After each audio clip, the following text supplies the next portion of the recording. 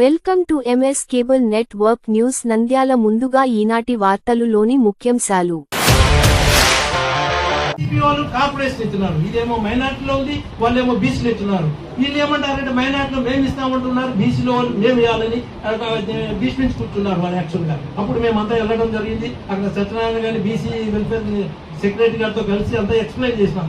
అంతా ఎక్స్ప్లెయిన్ చేసి ఇది మేము మైనార్టీలో భాగము మాకు కాబట్టి అంటే చివరికి ఆయన ఏదో ఒప్పుకున్నాడు, అది క్యాన్సిలేషన్ చేసి ఇప్పుడు మైనార్టీలోనే ఈ ఫెడరేషన్ బదులుగా కార్పొరేషన్ ఇస్తున్నారు. తొందరలో అది క్యాబినెట్ అప్రూవల్ ఒకటి కావాలి, అది కావడానికి ఒక టైం పడుతుందేమో, మరి జరుగుతుంది, ప్రాసెస్ జరుగుతుంది, తర్వాత ఇస్తారు.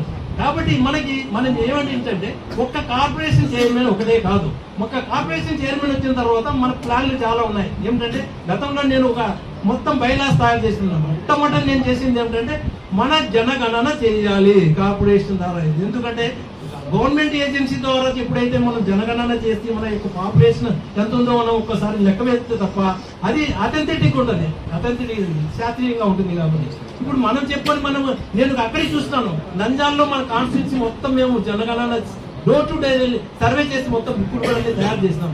కానీ ఆశించిన విధంగా ఆ పాపులేషన్ మాకు లభించలేదు. కాబట్టి మనం జిల్లా విధంగా హాఫ్ హార్టెడ్ గా చేస్తే లాభం లేదు, కమిటెడ్ గా చేస్తామంటేనే ఆ యొక్క ప్రాసెస్ తీసుకోవాలి, ఆ ప్రాజెక్ట్ తీసుకోవాలి తప్ప ఊరికే ఆశామాషలు తీసుకొని లాభం లేదు.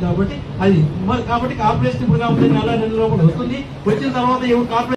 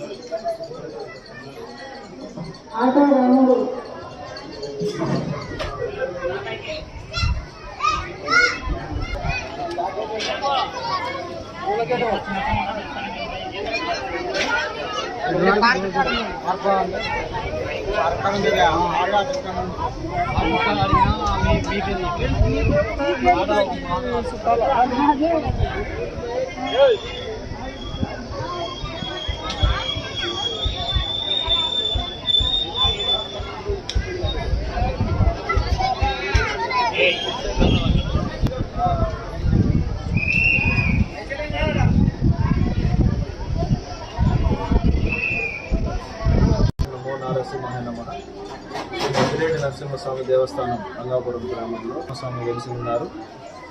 ఈ దేవాలయానికి భక్తులు ప్రతి శనివారం విపరీతంగా వచ్చి స్వామివారికి నైవేద్యం సమర్పించి వారి యొక్క మొక్కులు తీర్చుకుంటారు.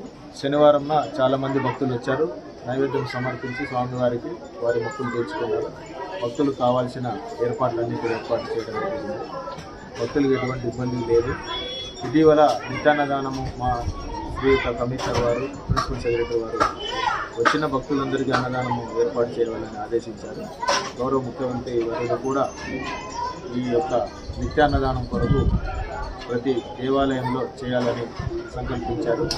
గౌరవ ముఖ్యమంత్రులు కోరిక మేరకు, వారి యొక్క ఆదేశాల మేరకు మా దేవస్థానం నుండి కూడా అన్నదాన కార్యక్రమం ఏర్పాటు చేస్తున్నాము.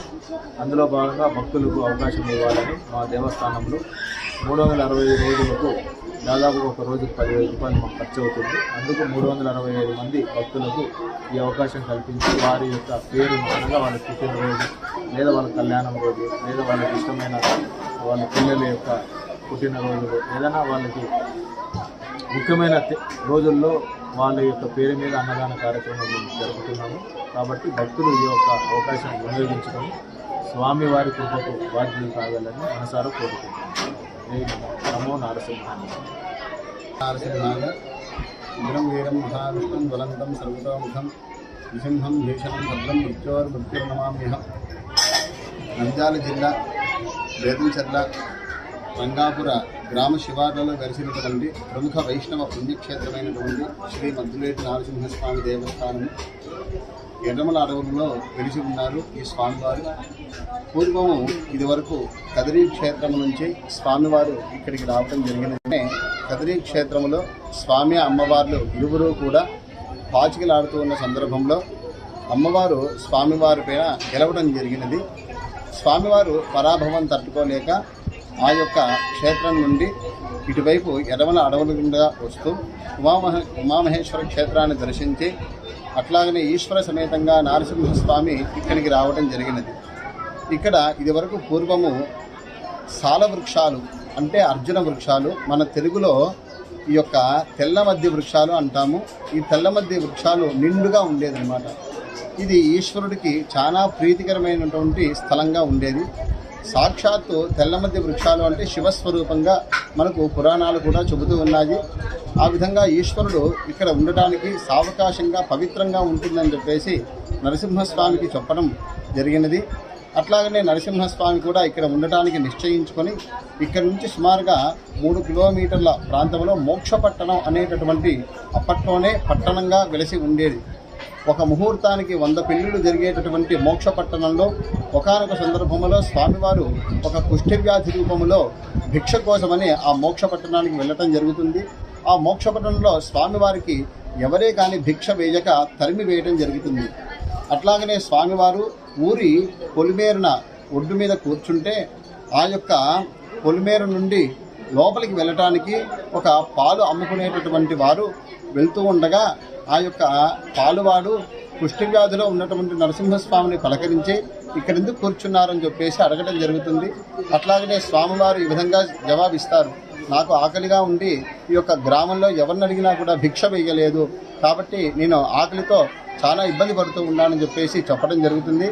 అట్లాగనే ఆ యొక్క పాలు అమ్ముకునేటటువంటి వారు నా వద్ద కొన్ని పాలున్నాయి, మీరు స్వీకరించండి అని చెప్పేసి చెప్తే ఆ పాలు స్వీకరించిన వెంటనే అయినా నా శాపానికి ఈ ఊరు ఎప్పుడో దగ్ధమైపోయింది, కాలి బూడిదవుతూ ఉన్నది, కాబట్టి వెంటనే ఈ యొక్క పశువులు మీ యొక్క మొత్తం ఏవైతే ఉన్నాయో మొత్తం తీసుకొని పొలిమేరు దాటి వేరే ఊరికి వెళ్ళిపోని చెప్పేసి ఆ పాలవాడికి చెప్పడం జరుగుతుంది.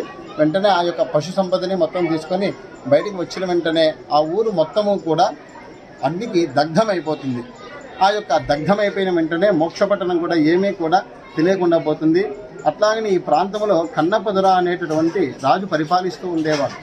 ఆయనకి ఏంటంటే ప్రతి శనివారము కూడా వేటకు వెళ్ళటం అనేది ఒక అలవాటుగా పెట్టుకున్నాడు. ఆయన ఒక శనివారం మాత్రము వేటకి వెళుతూ ఉండగా ఏదే కానీ జంతువు కనబడకుండా ఉండేది. చాలా నిరాశతో ఉండగా ఒక ఉడుము మాత్రం కనిపిస్తుంది. ఆ ఉడుము కూడా ప్రకృతి సహజంగా కాకుండా చాలా బంగారు వర్ణములో తలతల మెరుస్తూ ఉండేది ఆ యొక్క ఉడుము. ఆ ఉడుమును భటులు తరుముకుంటూ వెళ్తగా ఇక్కడ వల్మీకి అనేటటువంటి కోమలి అనే పుట్టలో ఆ యొక్క ఉడుము దూరటం జరుగుతుంది. ఆ ఉడుములో ఉన్నటువంటి ఉడుము రూపంలో ఉన్నటువంటి నరసింహస్వామి ఈ యొక్క రాజుకి ఏమే కానీ తెలియదు. ఆ యొక్క భటులు ఏం చేస్తారంటే మొత్తము కూడా ఆ వల్మీకిని అంటే ఆ కోమలి అనేటటువంటి పుట్టను మొత్తంగా తవ్వేస్తారు, కానీ ఉడుము మాత్రం బయటపడలేదు. ఆ యొక్క స్వామివారు బయటపడలేదు, ఆ ఉడుము రూపంలో ఉన్నటువంటి స్వామివారు. అప్పుడు ఏం చేస్తారంటే భట్టులు రాజు దగ్గరికి వచ్చేసి, అయ్యా ఏమే కానీ తెలియలేదు అంటే, సరే వెళ్ళిపోదా అని చెప్పేసి వెనక్కి తిరిగి వెళ్ళిపోతారు. అదే రోజు రాత్రిపూట రాజుకి స్వామివారు స్వప్న సాక్షాత్కారం చేయటం జరుగుతుంది. ఆ స్వప్న సాక్షాత్కారంలో స్వామివారి ఈ విధంగా చెప్తారు, నేను కదిరి నరసింహస్వామిని, నేను ఇక్కడే ఉండి భక్తులను అనుగ్రహించడానికి వచ్చినాను, కాబట్టి నువ్వు మరుసటి రోజున భాజా భజంత్రీల నడుమ ఊరున మొత్తం తరలి వస్తే నేను నీకు కనబడతాను చిన్న పిల్లవాడి రూపంలో అని చెప్పేసి చెబుతారనమాట స్వప్నంలో. అదేవిధంగా ఆ యొక్క స్వామివారి యొక్క ఆదేశానుసారము కన్నపదుర ఆ యొక్క స్వామివారు ఎక్కడైతే చెప్పి ఉన్నారో ఆ యొక్క ప్రాంతాన్ని వెళ్ళి చూస్తే కింద నుంచి భూమి నుంచి చిన్న పిల్లవాడి రూపంలో స్వామివారు రావటం జరుగుతుంది. ఆ స్వామివారిని రాజు భుజస్కంధాల పైన వేసుకొని ఊరంతా గ్రామోత్సవం చేసుకొని మళ్ళీ ఈ యొక్క మద్దిలేరు ప్రాంతంలో తీసుకొని వచ్చి దింపుతారు. ఎట్లా అయితే స్వామివారి భూమి నుంచి వస్తారో అదే విధంగానే ఫెలఫెలమని కరిగిపోతారు. అప్పుడు ఆకాశవాణి విధంగా చెబుతుంది, ఎవరైతే శుక్రవారము ఇక్కడ నిద్ర చేసి స్వామివారికి ముడుపులు కానుకలు సమర్పిస్తారు వారు అనుకున్న విధంగా అన్ని కోరికలు కూడా సిద్ధిస్తాయి అని చెప్పేసి ఆకాశవాణి చెబుతుంది. అప్పటి నుంచి కూడా ఇప్పటి వరకు కూడా ఈ రోజు వరకు కూడా స్వామివారికి కోరిన వెంటనే కొంగు బంగారే వెలిసినటువంటి స్వామివారు ఏ కోరిక కోరినా ధర్మబద్ధంగా అది స్వామివారు ఖచ్చితంగా నెరవేరుస్తారు. అదేవిధంగా స్వామివారికి ప్రీతికరమైనటువంటి శనివారము ఇక్కడ భక్తులు వేలాది మంది లక్షలాది మంది వచ్చేసి స్వామివారికి ఇతోపి వార కైంకర్యాన్ని రూపంగా కానుకలు ముడుపులు అన్నీ చేసుకొని వేటలు సమర్పించుకొని వెళ్తూ ఉంటారు. అట్లాగనే ఈ యొక్క క్షేత్రానికి ప్రాధాన్యత సంతరించుకునేటటువంటి ఉత్సవాలు ఏవైనా జరుగుతున్నాయి అంటే అవి ముక్కోటి ఏకాదశి ఉత్సవాలు. అది త్రిరాత్రంగా జరుగుతూ ఉంటాయి. ముక్కోటి ఏకాదశి రోజున స్వామివారికి లోక కళ్యాణార్థము దేవదేవేరుల తిరుకళ్యాణ మహోత్సవం జరుగుతుంది. ఆ ఉత్సవానికి లక్షలాది మంది భక్తులు వచ్చేసి ఆ యొక్క కళ్యాణాక్షతలు తీసుకొని స్వామి అమ్మవార్ల కృపకు పాత్రలు అవుతూ ఉంటారు. అట్లాగనే శరన్నవరాత్రి మహోత్సవాలు కూడా అమ్మవారి ప్రీతికరంగా ఆశ్వయుజ మాసంలో ఆశ్వయుజ శుద్ధ పాడ్యమి మొదలుకొని దశమి పర్యంతము కూడా జరుగుతూ ఉంటాయి. అదేవిధంగా కూడా స్వామివారికి ఇరువురులకి కూడా మహాప్రీతికరమైనటువంటి ఈ యొక్క మహా పుష్కరిణిలో తెప్పోత్సవం కూడా జరుగుతూ ఉంటుంది. గత ఏడాది నుంచే ఈ యొక్క తెప్పోత్సవం కూడా ప్రారంభించడం జరుగుతూ ఉన్నది. అదేవిధంగా స్వామివారికి ఇరువురికి అమ్మవారికి కూడా విశేషంగా భక్తులు కానుకలు సమర్పించడమే కాకుండా విశేషంగా స్వామివారి యొక్క పాదపద్మం దగ్గర కూడా వెళ్ళి పైన పెద్ద పాదం ఉంది, ఆ పెద్ద పాదం దగ్గరికి వెళ్ళి కూడా పూజ చేసుకుంటారు. ఇవే కాకుండా భక్తులు వారి యొక్క కోరికలు తీర్చుకున్న వెంటనే నెరవేరిన వెంటనే స్వామివారికి లక్షలాది కానుకలు అట్లాగనే స్వామివారికి అమ్మవారికి కూడా కవచాలు ఇవన్నీ సమర్పిస్తూ ఉన్నారు. ఇప్పుడు ఏంటంటే ఉభయ దేవాలయాలు కూడా ఈ యొక్క భక్తుల యొక్క సంపూర్ణ సహాయ సహకారాలతోనే నూతనంగా నిర్మించడం జరిగింది. ఇప్పుడు భవిష్యత్తులో జరగబోయేటటువంటి కార్యక్రమాలు చూసుకుంటే స్వామివారికి మహాప్రాకారం కూడా మండపం ఏర్పాటు చేస్తూ ఉన్నారు. ఈ మహాప్రాకారంతో పాటు స్వామివారికి తూర్పున దక్షిణమున పశ్చిమమున ఉత్తరమున గాలి గోపురాలు కూడా ఏర్పాటు చేయడం జరుగుతూ ఉన్నది. ఇవే కాకుండా స్వామివారికి ఇతోపి నిత్య హోమాలు నిత్య కళ్యాణాలు ఉత్సవాలు ఇవన్నీ చేస్తూ ఉన్నారు. కాబట్టి ఈ యొక్క కార్యక్రమాలు కూడా భక్తులందరూ కూడా తిలకించి స్వామి అమ్మవారి కృపకు పాత్రులు కాగలరని చెప్పేసి తెలపడమైనది. నమో నారసింహాయ.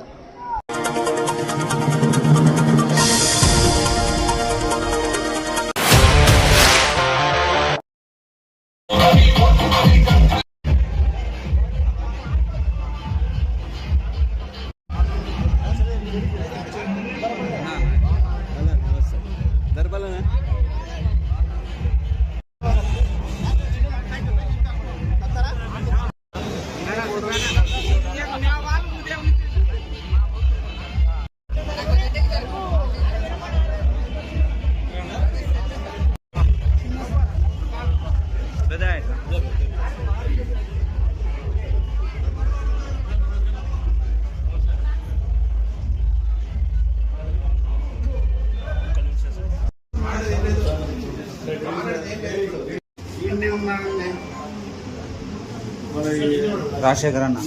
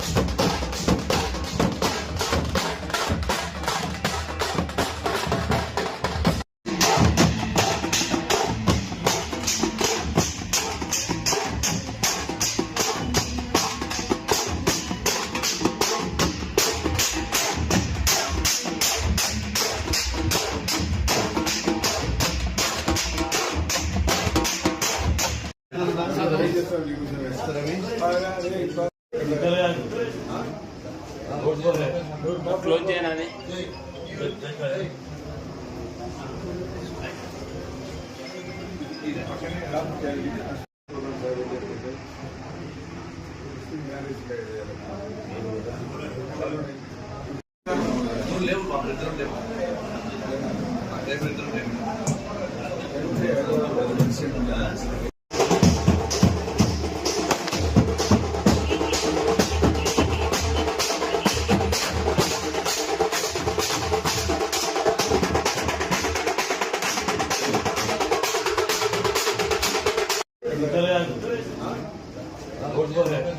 క్లోజ్ చేయనని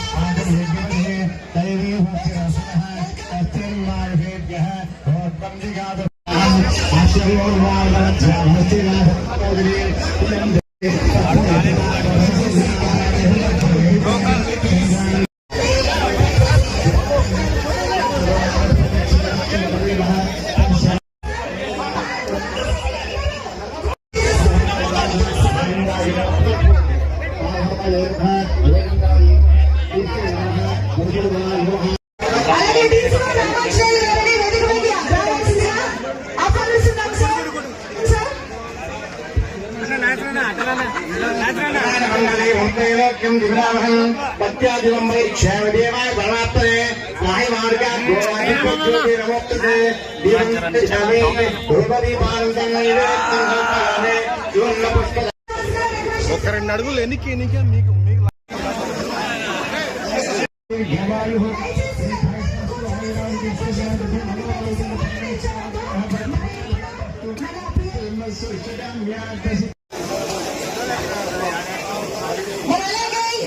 మార్కెట్ చైర్మన్ గారు అయినటువంటి శ్రీ హరిబాబు గారిని సాదరంగా వేదికపైకి ఆహ్వానిస్తున్నాము.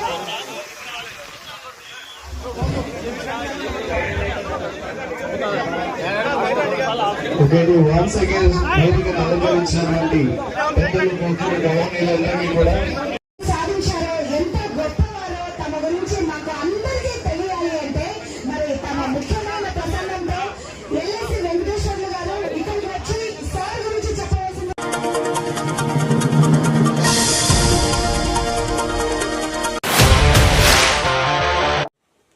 జై శ్రీరామ్, భారత్ మాతాకు జై. శ్రీశైలం ప్యారెట్ సుండిపేట నుంచి నల్లబొత్తుల మల్లికార్జున మాట్లాడుతున్నా. ఈరోజు ముఖ్యంగా మేము ముందుకు రావడం కారణం ఏంటంటే, శ్రీశైలం దర్శనానికి మంగళవారం నుంచి శుక్రవారం వరకు 2 గంటల నుంచి 4 గంటల లోపల స్పర్శ దర్శనం ఉంటుంది.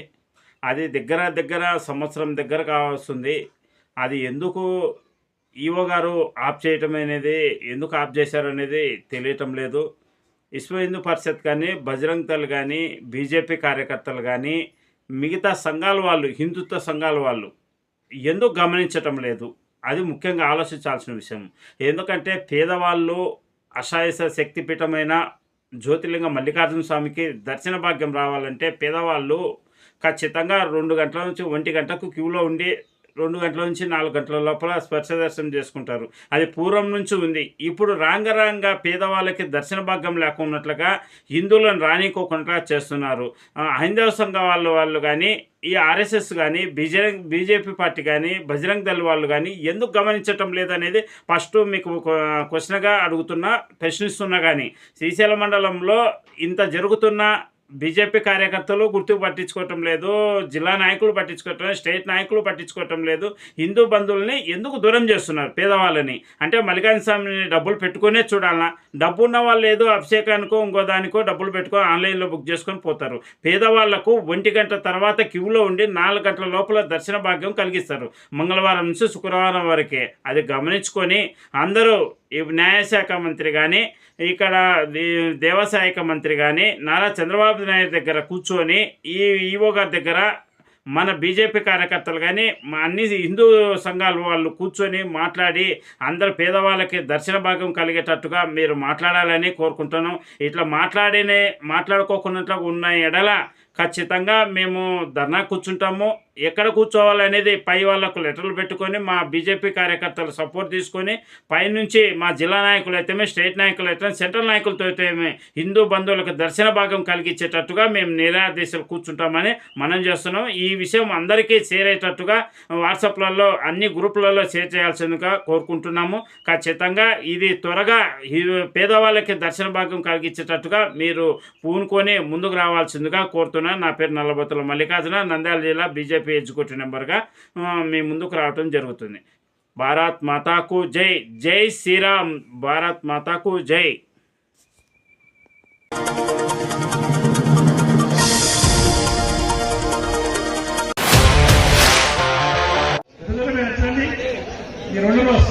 ప్లేస్ రికెట్ చేయాలి ప్లీజ్.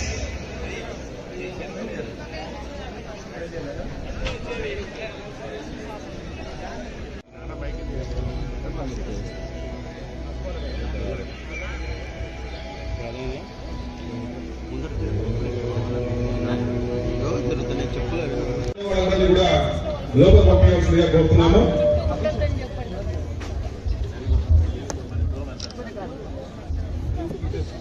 పోలీస్ వారికి విజ్ఞప్తి, దయచేసి ఎంట్రెన్స్ లో ఉన్న వాళ్ళకి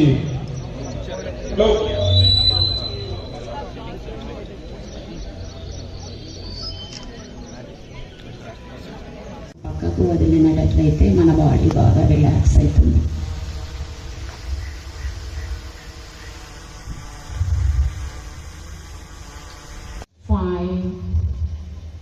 five centre bending exercise. Left bend అయ్యి చెవి భుజాన్ని తాకే.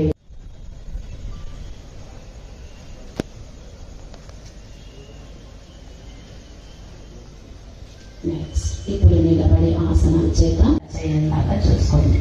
శ్వాస తీసుకుంటూ మోచేతులను పైకి తీసుకెళ్ళి శ్వాస వదిలేస్తూ రొటేట్ చేస్తూ కిందికి తీసుకోండి. 1 2 3 4 5.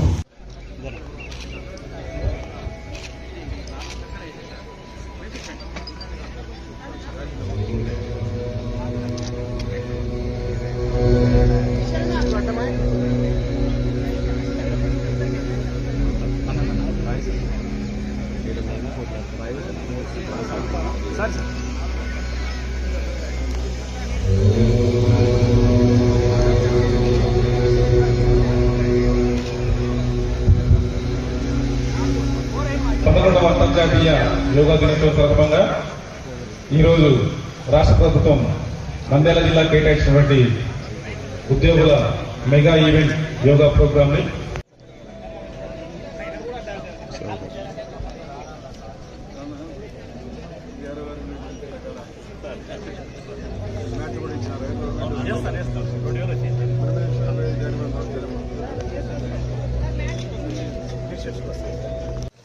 ఈ కార్యక్రమం నిర్వహిస్తున్నారు. దయచేసి మీకు కేటాయించిన స్థలాలలో కూర్చోవలసిందిగా మనవి చేస్తున్నాం. సరే, అక్కడ స్టేజ్ ముందు రైట్ సైడ్ లెఫ్ట్ సైడ్ ఎవరు ఉండదు అంటారు. దయచేసి మీరు వెనక్కి వెళ్ళిపోండి. స్టేజ్ దగ్గర ఉన్న వాళ్ళు స్టేజ్ దగ్గర ఉన్న వాళ్ళకి సంబంధించారు. జిల్లా కలెక్టర్ గారు, జాయింట్ కలెక్టర్ గారు, ఎస్పీ గారు వేదికపైకి వచ్చి పైన చంద్రాకారం, కింద తలను అర్ధ చంద్రాకారం మొత్తం తిప్పండి. తల పైన ఒత్తిడి. 2 2 3 4 5.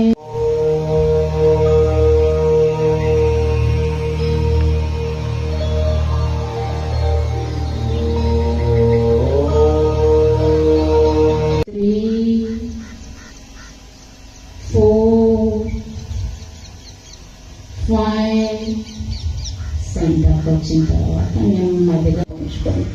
ఇక్కడ రెండు చేతులను సైడ్ నుంచి నెమ్మదిగా శ్వాసతో పైకి తీసుకెళ్తూ అరిచేతులు ఆపోజిట్ డైరెక్షన్లో ఉండాలి. తాకకుండా ఉంచుకోవడానికి ప్రయత్నం చేయండి. 2 2 3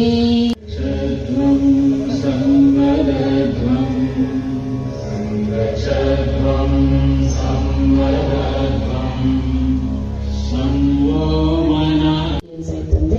ఎవరు చేయకూడదు అంటే, ఎవరికైనా వర్టిగో ప్రాబ్లం అంటే అవాయిడ్ చేయాలి. ఇది ఏ విధంగా చేయాలి అంటే, స్మైల్ ఫేస్ తో ఉండి పాదాల మధ్య ఒక అడుగు డిస్టెన్స్. మీకు కేటాయించిన స్థలంలో మీరు కూర్చొని యోగా కార్యక్రమాన్ని చేయవలసిందిగా కోరుతున్నాము. యోగా స్టార్ట్ అయిన తర్వాత దయచేసి ఎవరు మధ్యలో శ్వాస వదిలేస్తూ నెమ్మదిగా లెఫ్ట్ ట్విస్ట్ అవ్వాలి. రైట్ హ్యాండ్ లెఫ్ట్ భుజంకి వచ్చేలాగా నడుమును ట్విస్ట్ చేయాలి. 1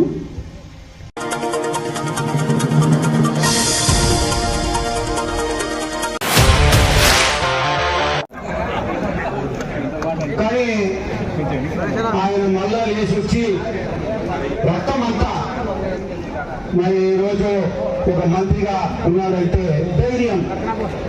అదే కాకుండా నేను చాలా బాధపడుతున్నా. ఆయన భార్య మొన్ననే గతించారు. ఈ పాస్ అవే. మరి అది ఆయన నేను ఇంటికి వెళ్ళి కూడా పరామర్శించాను. అయినప్పటికీ ధైర్యం ఉందండి. ప్రజాసేవ చేయాలన్నటువంటి కమిట్మెంట్ ఉంది కాబట్టి ఈరోజు ఆయన మళ్ళీ పబ్లిక్లోకి వచ్చి పనిచేస్తూ ఉన్నారు. వారికి కూడాను ఆయుర ఆరోగ్యాలు ఆ భగవంతుడు ప్రసాదించాలని చెప్పి నేను కోరుకుంటూ సెలవు తీసుకుంటా ఉన్నాను. అందరికీ నమస్కారం.